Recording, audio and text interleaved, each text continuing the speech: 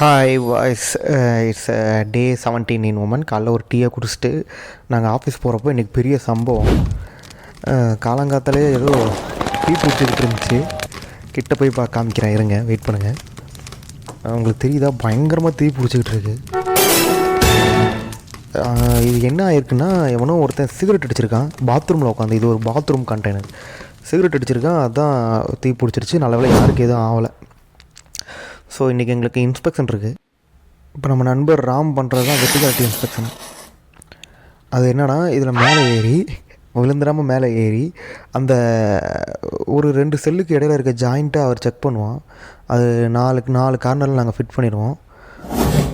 Fit பண்ணிவிட்டு அந்த 2 செல்லுக்கு ஜாயிண்ட் இருக்கு இல்லைங்களா, 2 செல்லோட ஜாயிண்ட்டில் வெர்டிகாலிட்டி செக் பண்ணுறது. ஒரு கையில் வந்து டேப் எடுத்துகிட்டு ஃபஸ்ட்டு செல்லில் வந்து ஒரு நூல் கட்டிடுவோம்.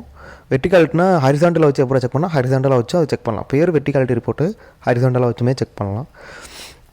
ஸோ 2 செல்லையும் ஜாயின் பண்ணிவிட்டு அந்த 2 செல்லுக்கு வர டைமென்ஷன், இந்த செல்லில் 150 வருதுன்னா அதுலேயும் 150 வரணும்.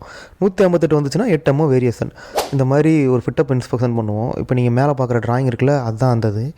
ஸோ ட்ராயிங்க்காக என்னென்ன இருக்கணும், நாங்கள் ஃபிட்டப்பு, வெல்டிங்கு, அப்புறம் வெல்டு விஷுவல், அதுக்கப்புறம் வந்து பிளாஸ்டிங். இப்போ அந்த காம்பனண்ட் இருக்கு இல்லைங்களா, இந்த காம்பனண்ட்டை வந்து நாங்கள் எங்கே எடுத்துகிட்டு போகிறோன்னா, எங்களோட கிளியரன்ஸ், அதை வந்து ஃபிட்டப் முடிஞ்சதுக்கப்புறம், ஃபிட்டப் இன்ஸ்பெக்ஷன் முடிஞ்சதுக்கப்புறம், வெல்டிங்கும் முடிஞ்சதுக்கப்புறம் இதை கொண்டு போய் நாங்கள் பிளாஸ்டிங் யார்டுக்குள்ளே போடுவோம். இப்போ நாங்கள் எடுத்துகிட்டு போகிறது தான் பிளாஸ்டிங் யார்டு. இந்த பிளாஸ்டிங்னா என்ன, அதை பற்றி தனியாக ஒரு செப்பரேட் வீடியோவே போடுறேன். பிளாஸ்டிங்கில் வந்து நாங்கள் SA 2.5 ஃபாலோ பண்ணுறோம்.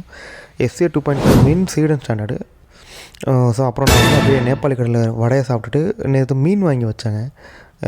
கண்டினியூவாக வீடியோ போட முடியல, ஆனால் கண்டிப்பாக போட்டுக்கிட்டே இருக்கேன். போட தான் வரும். மீன் குழம்பு வச்சா எனக்கு ஒரு 3 days வரும். மீன் குழம்பு வச்சுட்டேன்.